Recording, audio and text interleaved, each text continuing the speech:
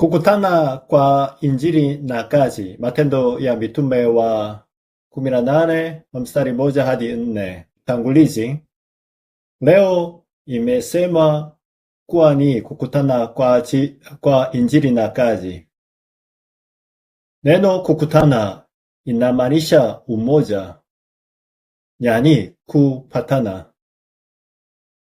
Watu wengi wanasema kuwa neno na nyanza ya maisha haviendani vizuri. Kwa kweli wanasema nyanza hiyo ni ngumu.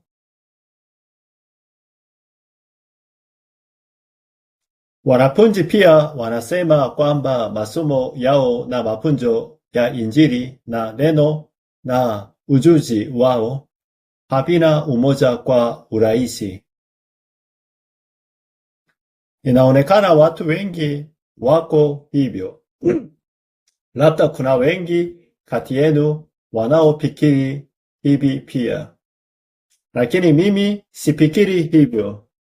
Ni hali ya Injili na kazi kutopatana ndio inayofanya mambo kuwa magumu. Ni kama samaki anayetoka nje ya maji na kujaribu kupatana na nchi kavu. Ni ngumu sana. Kwa samaki kutoka nje ya maji yenyewe inamaanisha kifo.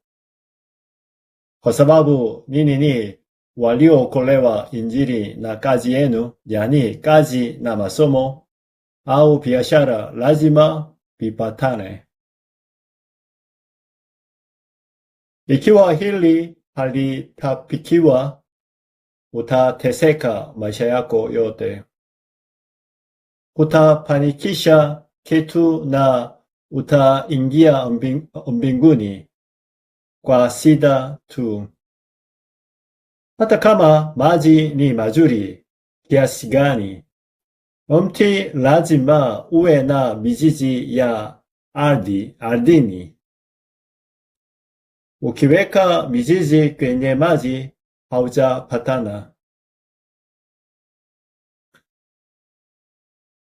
Tumezoea tunazidi kufikiria neno kinyume. Fikra kuhusu remnant 7. Yusufu alipokea majibu ya maombi katika nyanza ya maisha. Hiyo ni rahisi zaidi. Ndugu ya Yusufu ambao kila wakati walihangaika na kupigana kwa ajili ya chakula na mavazi na malazi na kukabiliana na matatizo, ndio waliokuwa na wakati ngumu zaidi. Tunahitaji tu kugundua kazi yetu ndani ya Injili, lakini tunadhani ni ngumu. Ni vivyo hivyo kwa watu wazima, lakini ikiwa vijana wana mawazo kama hayo, inakuwa ngumu. Kuna waumini na wachungaji na makanisa wengi barani Afrika, hata dunia. Wengi wamehudhuria kanisa angalau mara moja au bado wanahudhuria sasa. Kuna makanisa makubwa na wachungaji wenye uwezo. Hata hivyo, sijagundua kanisa ambalo naweza kusema wanafanya harakati ya kweli ya uinjilisti inayopatikana katika Biblia. Kwa hiyo kadri watu wanavyohudhuria kanisani kwa bidii, ndivyo wanavyozidi kutojua Injili na haipatani na kazi yao. Wanatanga kiasi kwamba wanahisi kuwa ingekuwa sawa kuacha kanisa wakati wowote. Ni kawaida kwamba hawajui Injili na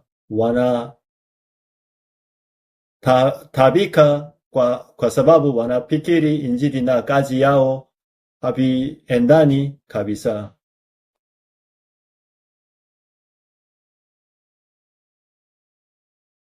Sababu ya waumini kupatana ngumu ni kwamba matatizo hutokea kwa sababu Injili na kazi havipatani. Unaendelea kufikiri kimakosa. Unafikiri kimakosa kwamba matatizo huja hata kama unafuata neno la Mungu. Ni kuhusu kuijua Injili kwa usahihi na kugundua kazi yako ndani ya Injili hiyo. Hiyo ni rahisi zaidi. Ikiwa tatizo la Injili na kazi kutopatana linaendelea, unahitaji tu kubadilisha mawazo yako ya leo. Maisha yako yatafanya kazi tu wakati neno la Mungu na nyanza ya maisha yanapopatana. Lazima uijue Injili vizuri na uangalie nyanza ya maisha. Ukisema tu bila mpango kwamba ni ngumu, hutaona majibu hata kama yamepika. Sio tu kwamba Injili na kazi havijapatana, lakini pia hautambui majibu yaliyokuja. Ikiwa huijui Injili kwa usahihi, hutajua baraka za kuokolewa. Ukiangalia tu uhalisia, majeraha yako yanazidi kuwa makubwa na unakuwa hautopatani kabisa na neno. Bila wewe kutambua, furaha ya wokovu inapaswa kutoka moyoni mwako, lakini badala yake majeraha yanatoka ndani yako bila kujua. Na ingawa hakuna shukrani au furaha maalum unapoipokea neno la Mungu, wakati majeraha yanapotoka unahisi hasira bila kujitambua, uchungu na kutoa udhuru. Unahisi usingizi unaposikiliza neno la Mungu, lakini unachangamka unapozungumza kuhusu majeraha ya zamani au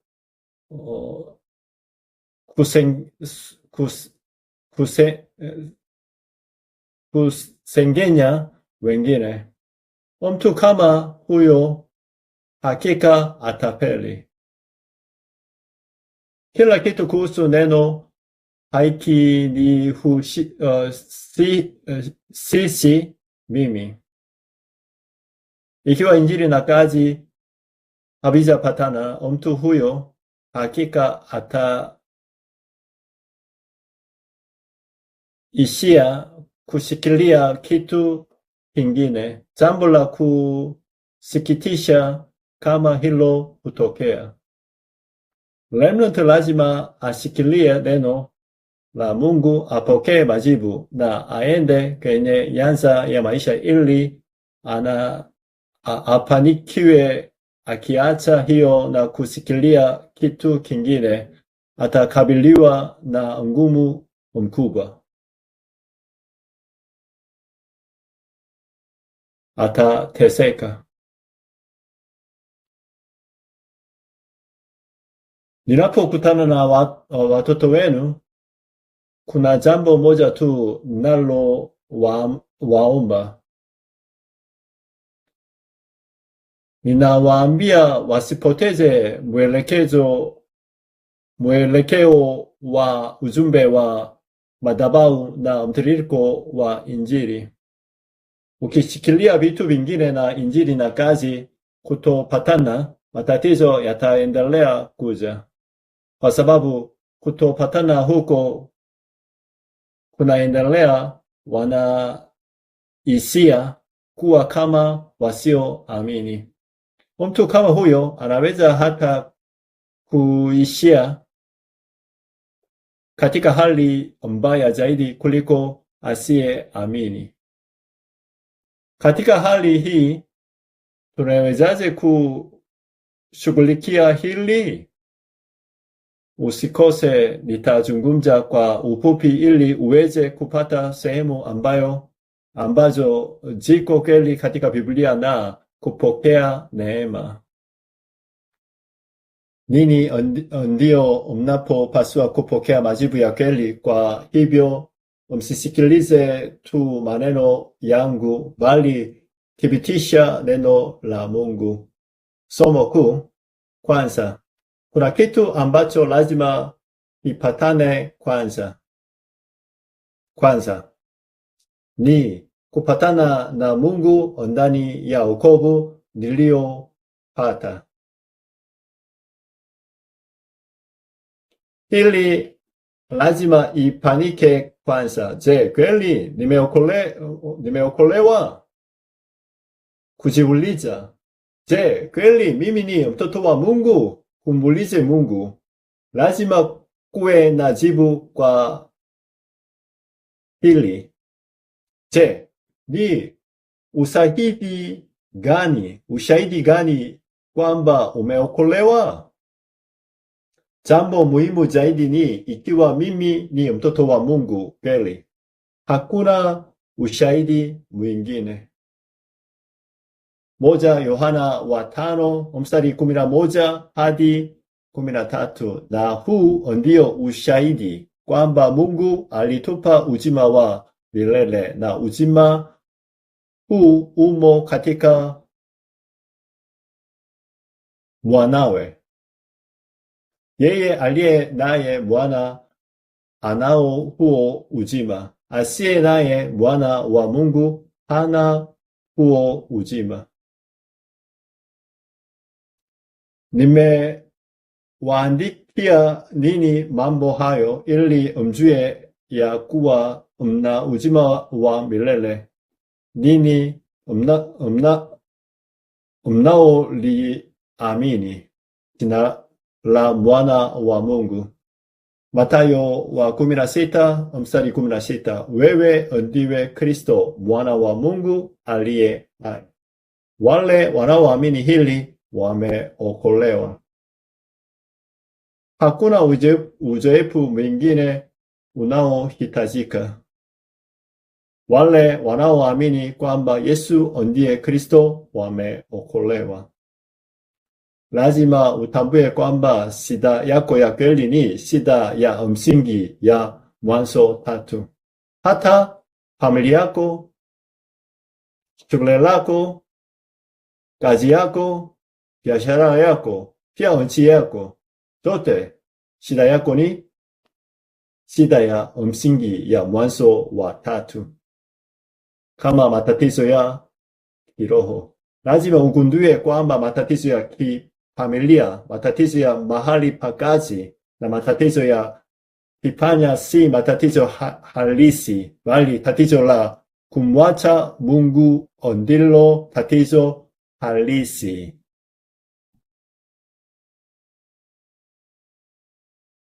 Nini dhambi ya asili? Lazima ujue nini maana ya Kristo.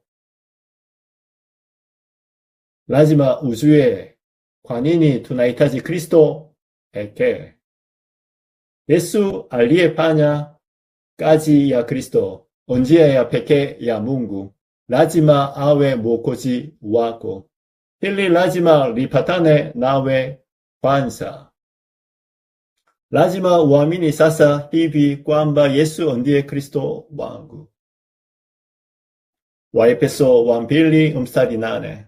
Kwa maana mmeokolewa kwa neema, kwa njia ya imani, ambayo hiyo haikutoka kwenu, ni kipawa cha Mungu. 1 Korintho 12:3. Kwa hiyo nawaambia ya kwamba hakuna mtu anaye nena katika Roho wa Mungu kusema Yesu amelaaniwa, wala hawezi mtu kusema Yesu ni Bwana isipokuwa katika Roho Mtakatifu. Hili lazima lifanyike kwanza. Hapo ndipo majibu ya kiti cha enzi yatakuja, sivyo? Ikiwa unaamini kweli kwamba Yesu ndiye Kristo, wewe ni mtoto wa Mungu. Ingawa mimi ni udhaifu, mimi ni mtoto wa Mungu niliyeokolewa kupitia Kristo. Hili lazima liimarishe kwanza.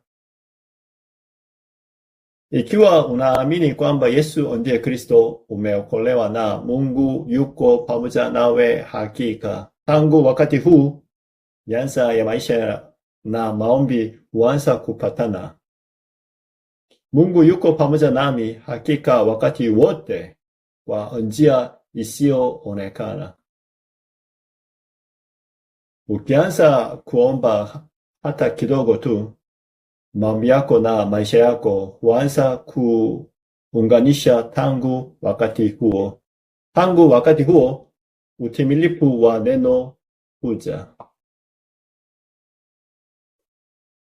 Sehemu hii ifanikiwa tu ndipo Mungu na maisha yako yataanza kuendana.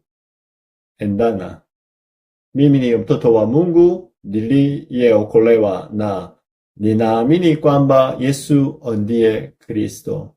Kisha maombi yanajibiwa kwa dhahiri na neno linatimizwa. Inafanyika kwa dhahiri ingawa haionekani kwa sababu ni ukweli wa Roho. Ikiwa sehemu hii itatatuliwa kwako, kila kitu kingine kitafuata. Pili, tangu wakati huu majibu muhimu huanza kuja. Majibu ya mikutano kama vile kazi yako, masomo yako, biashara yako, pia utume wako, vision na mwanandoa huanza kuja. Leo tumesoma kuhusu wanandoa Priscilla na Aquila katika Biblia. Matendo ya Mitume wa 2 mstari 9 hadi 11.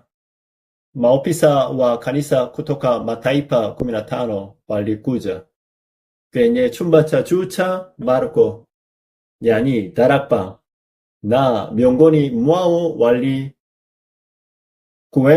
watu kutoka Rumi. Haijulikani hasa ikiwa Priscilla na mumewe walikuwa wameoana wakati huo, lakini ni miujiza kwamba walishiriki hapa.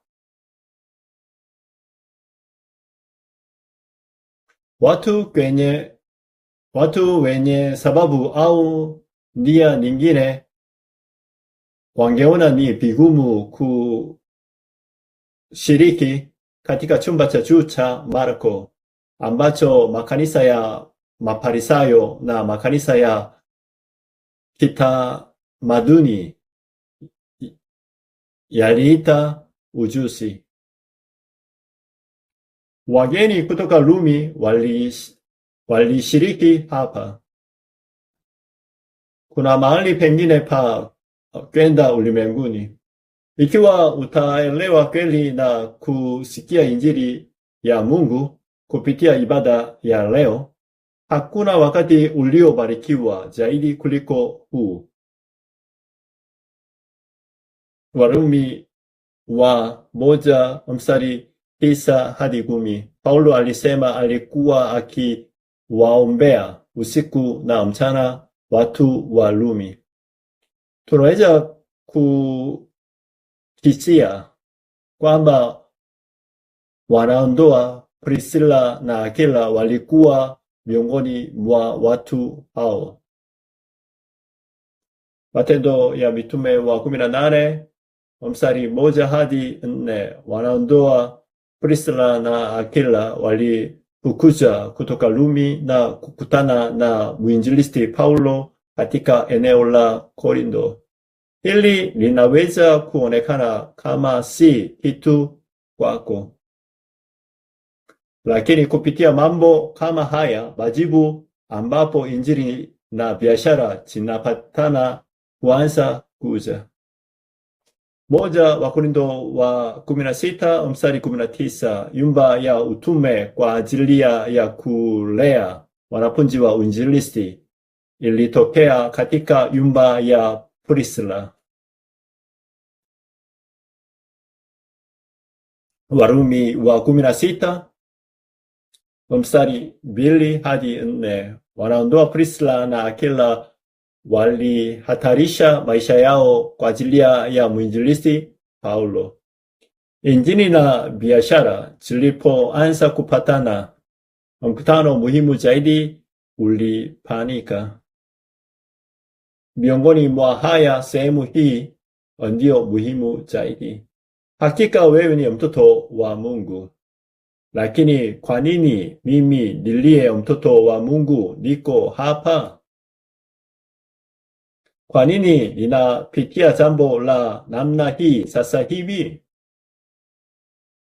Unapomuuliza Mungu maswali kama hayo, majibu ya maombi huanza kuja. Hiyo ni rahisi kiasi gani? Kisha neno huanza kutimiza. Leo nikiwa ninaomba, nilijaribu kumuuliza Mungu hili: sisi ni watoto wa Mungu wa dhahiri tunaofanya uinjilisti, na mimi ni mwinjilisti niliyepokea majibu mengi ya maombi. Kwa nini makanisa mengi ya RBC yanaabudu majumbani au yanabaki kuwa madogo? Ingawa wengi hawajui injili kwa usahihi, wana majengo makubwa ya kanisa na watu wengi. Kwa nini kanisa la RBC halina watu matajiri au wenye uwezo? Kwa nini basi Mungu aliruhusu eneo hili na mahali hapa baharini Afrika ambapo kuna ardhi nyingi? Mungu alinipa maneno haya: labda kuna mwanafunzi muhimu katika eneo ulilopo. Hatuhitaji makanisa makubwa au watu wenye uwezo sasa hivi. Lazima ushikilie neno sahihi na kuanzisha makanisa muhimu ya tawi ambapo unaweza kuomba na kuabudu. Mtu yeyote anaweza kujigundua mwenyewe na mkutano yake kupitia injili. Anzisha tarafa katika kila eneo ili kutoa majibu ili waweze kugundua maisha yao na kazi zao. Angalia mbeleni na jenga IUTC ili kuokoa vizazi vyako. Hili ndilo jibu ambalo Mungu ametupa sasa.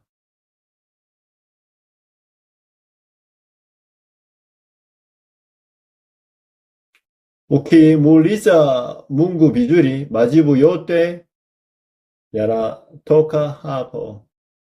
Mimi ni mtoto wa Mungu, kwa nini ninakabiliwa na kifo?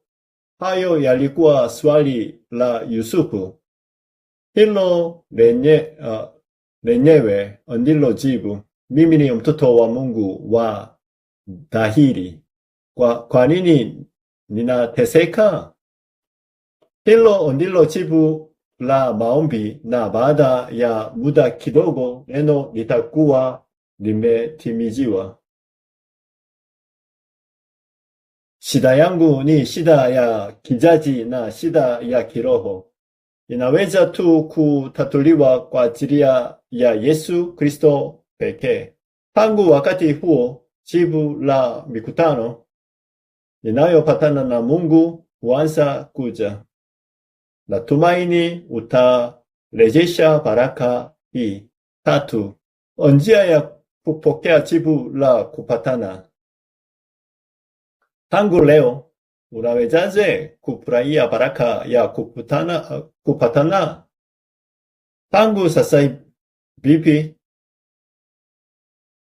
Inamaanisha je, neno la Mungu linatimiza kweli? Unapaswa kuanzaje? Unaweza kufuata hatua 7 kwa mpangilio. Kwanza, jambo muhimu kwako ni kwamba haijalishi unahudhuria kanisa gani au uko wapi, usikose mtiririko wa ujumbe wa madhabahu. Makanisa ambapo neno linapepereka yote yataporomoka. Usikose mtiririko wa neno la Mungu. Unapoenda shule, si lazima ufuatilie jinsi mwalimu anavyoendelea na masomo.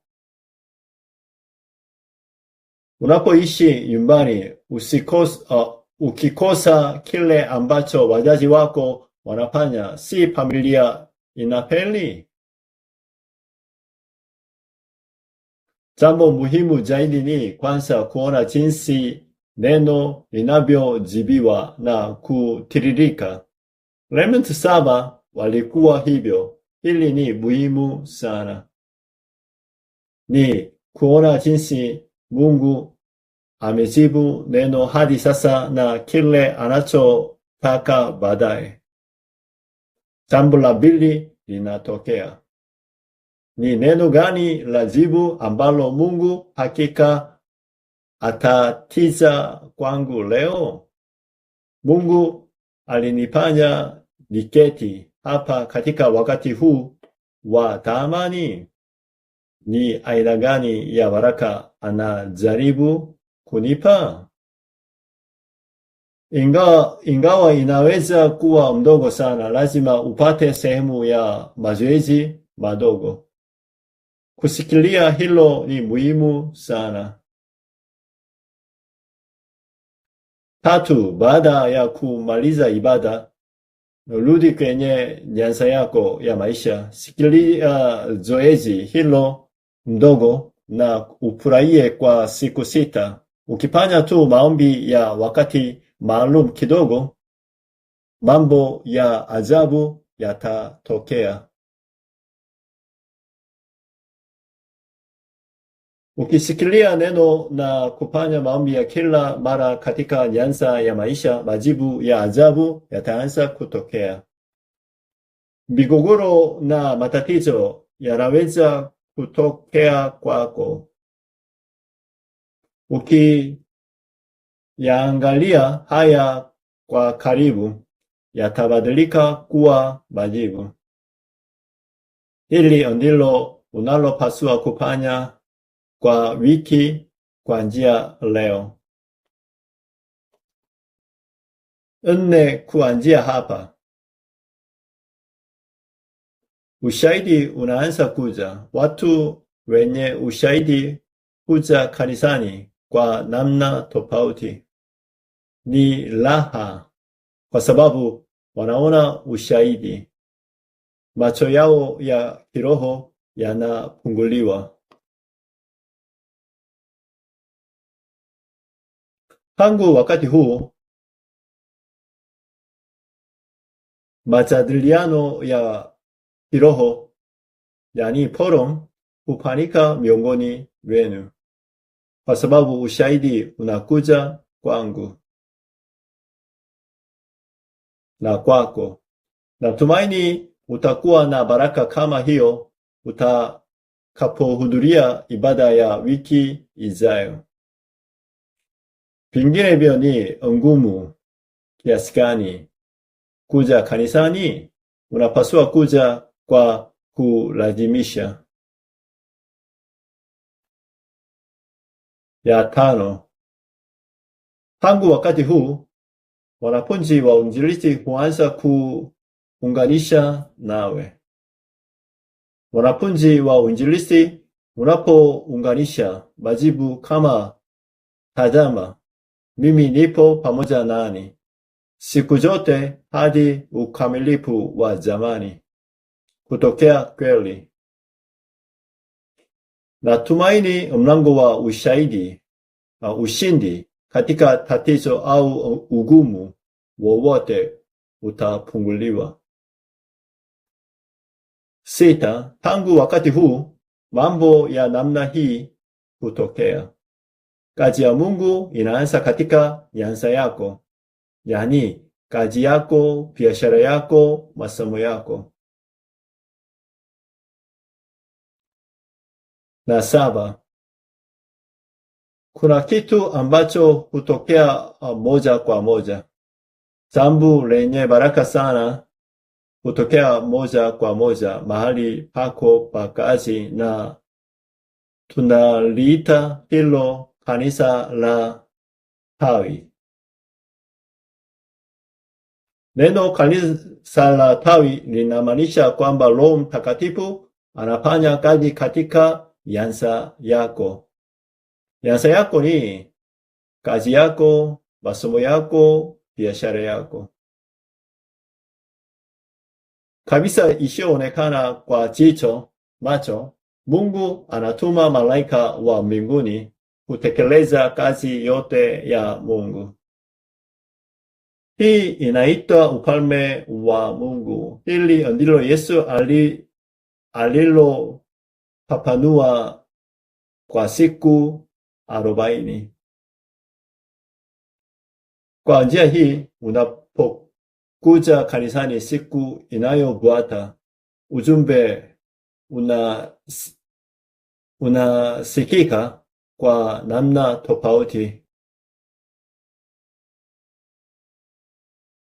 Kisha unakuja kujua kwamba Mungu yu hai.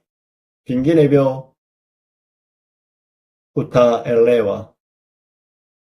Hili linapozidi kuwa wazi, unaanza kuona kwa usahihi.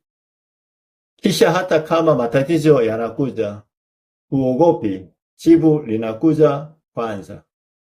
Ikiwa kuna jambo uliofanya vibaya, unaweza tu kuomba mbele za Mungu. Ikiwa ulifanya makosa, huyafanyi tena tu, sio muhimu sana. Utapokea aina hizi za baraka. Hii ndiyo baraka unayopaswa kuipokea, ambapo injili na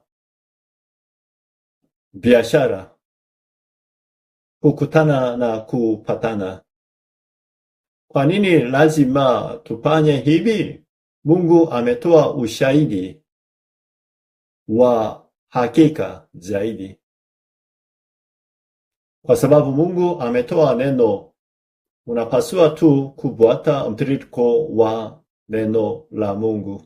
Mtiririko ni tofauti kwa kila familia na mtu mmoja mmoja, na kanisa na nyanza ya maisha tofauti. Lazima uangalie hili kwa makini. Ndio maana kile ambacho wachungaji wanahubiri siku ya Jumapili ni muhimu sana. Hata minister ama staff, wakati unapoonja ladha ya hili, nguvu itainuka na kila kitu kitarejesha. Hitimisho. Tangu wakati huu unapoenda nje, ama dunia, ama shamba, matunda makubwa yatatoka katika kazi yako, yani masomo yako, biashara yako. Hiyo ni uchumi. Uchumi sio baraka yenyewe, bali huja kama matokeo ama matunda. Pesa sio baraka wala laana, ni matokeo. Kwanza, kuna kitu nilichokiona duniani. Kawaida iwe kwa wasioamini au waamini, Mungu anaangalia masharti matatu kabla ya kutoa pesa, yani uchumi. Mungu mimina uchumi juu ya watu wanaoweza kudumisha ulimwengu. Anamimina uchumi juu ya wataalamu, na anamimina uchumi katika njia ya wale wanaojiandaa kwa ajili ya baadaye. Pili, nilikuja kujua watu waliokuwa na pesa nyingi. Matajiri walikuwa na sifa tatu. Walikuwa na ukweli sana katika kila kitu. Wakati wa kuona ukweli na kuzungumza kama ulivyo, hawatoi upendeleo hata kwa marafiki na wazazi au ndugu wao. Na walikuwa wenye bidii sana kwao wenyewe. Na walikuwa waaminifu sana kwa wengine. Watu ambao kweli wana pesa nyingi na kuishi vizuri kwao hivyo. Kwa hiyo wakati majibu ya maombi lazima yapatanishe tasnia ya Injili, hii inaweza kutoka kama tunda. Tatu, siwezi kujizuia kwamba mambo machache zaidi. Liwe unafanya kazi ndogo au kazi kubwa, remnant na wafanyabiashara lazima waelekee kwenye upekee. Hata iweze. Inaitwa uniqueness. Kiingereza. Hata kama wewe ni daktari, usiwe daktari wa kawaida. Enda kuelekea kwenye upekee. Hata ukiwa mtumishi wa umma au mtaalamu wa sheria, usiwe na kawaida. Enda kuelekea kwenye upekee.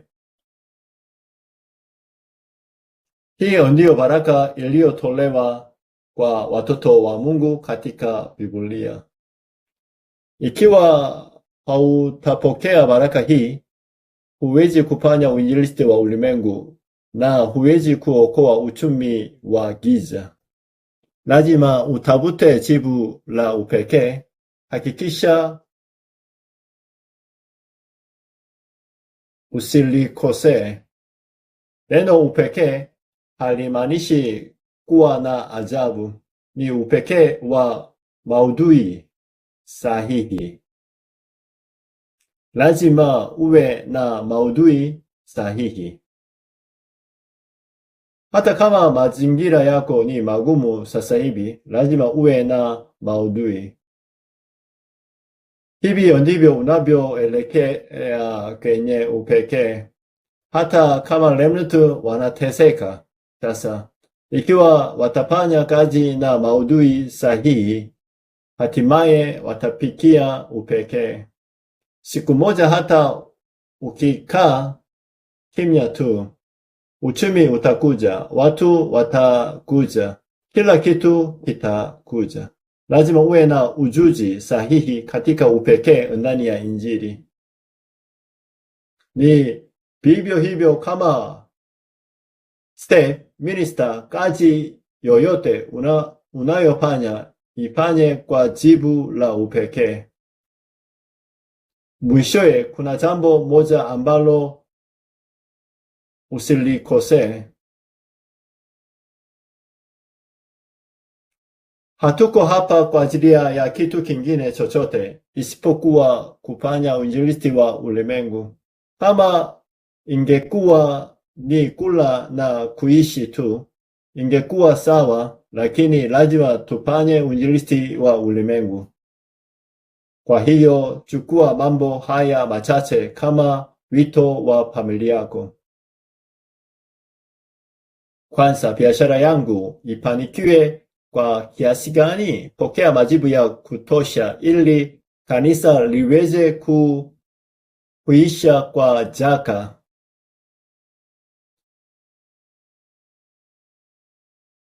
Unayotoa. 2. Unapojenga kanisa baadaye, toa sadaka ya ujenzi inayosaidia vya kutosha kwa utamaduni wa Injili kwa kijiji hicho na watu na jamii. 3. Mimi na wewe lazima tupate pesa za kutosha angalau kufanya utume baharini Afrika. Fikiria juu yake. Tuseme uliishi na kupa bila masali yoyote katika utume wa Afrika.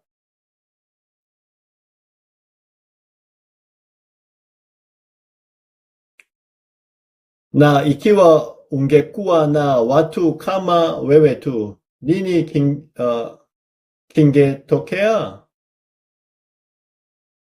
Eneo lako na nchi yako na Afrika lingelazimika kuishi ikitangatanga katika giza bila kusikia Injili sahihi hata mara moja. 4. Kwa sababu lazima tuokoe vizazi na Mungu na atupe majibu ya kutosha kujenga RUTC kote Afrika. 렘넌트니 kifupisho cha Remnant Unity Training Center RUTC, Remnant Unity Training Center. Maana ya kila neno imeeleza hapa chini. Remnant ni mabaki, inamaanisha vizazi vilivyo na Injili ya kibiblia. Unity, umoja, oneness, inamaanisha wanafunzi waliotawanika kuwa wamoja. Training, mafunzo, mchakato wa kuwaelimisha na kuwafundisha kuwa na Injili na ujuzi. Center, kituo, inamaanisha mahali maalum au mfumo ambapo mafunzo na umoja huo hufanyika. Hili ndilo jibu utakalolipokea. Kwa hiyo tangu leo unahitaji tu kusikilia mbinu 7. Inaonekana kama mbinu 7, lakini ukisikilia vizuri ujumbe wa madhabahu, mengine yatafuata. Ninapohubiri, sipaswi kufanya hivyo litakavyo tu. Hivyo, sipaswi kufanya hivyo kulingana na majibu na maneno ulioyapokea. Ninaomba watumishi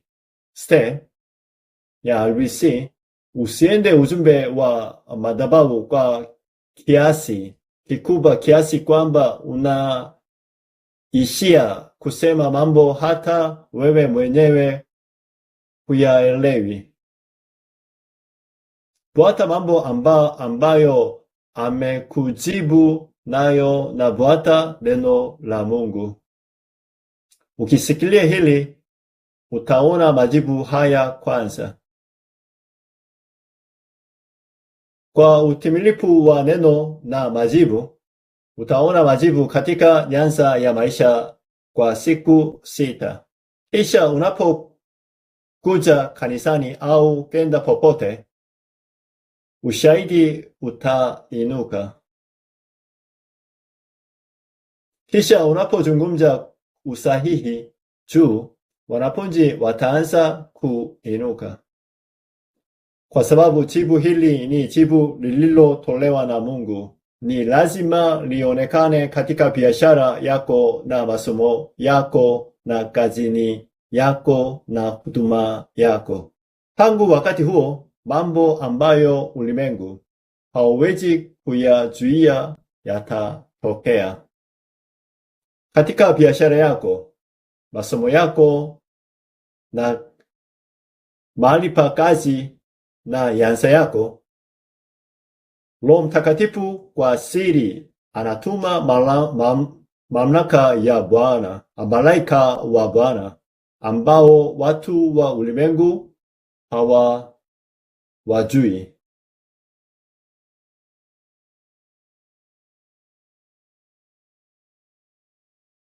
Kwa urahisi, ufalme wa Mungu unaanzisha. Kisha majibu yanakuja hivi. Wengine hawawezi kufanya hivyo, lakini wewe unaweza. Kupitia wewe na shule, maeneo ya kazi na biashara zinakuisha. Hili ndilo jibu la upekee, na lengo letu ni uinjilisti wa ulimwengu kupitia uinjilisti wa Afrika. Unahitaji tu kupokea majibu ya kutosha kupitia kazi yako kufanya uinjilisti wa Afrika ama East Africa na uinjilisti wa ulimwengu. Na kubariki kwa jina la Yesu kwamba ushahidi huu upurike katika maisha yako kibinafsi na nyanza yako ya maisha na kanisa lenu. Tuombe pamoja. Mungu, tunakushukuru kwa dhati. Huu na uwe wakati muhimu zaidi. Huu na uwe wakati wa kupokea baraka za Mungu yenye thamani zaidi duniani. Huu na uwe wakati muhimu zaidi kuliko kukutana na watu 10,000. Huu na uwe wakati wa kupokea neema ya Roho Mtakatifu wa Mungu. Huu na uwe wakati wa majibu ambapo majanga yanakimbia kutoka kwa watu mmoja mmoja na familia na kazi na masomo na biashara yetu. Ninaomba kwamba huu utakuwa wakati ambapo ufalme wa Mungu uanzishe sasa. Tunaomba kwa jina la Yesu Kristo.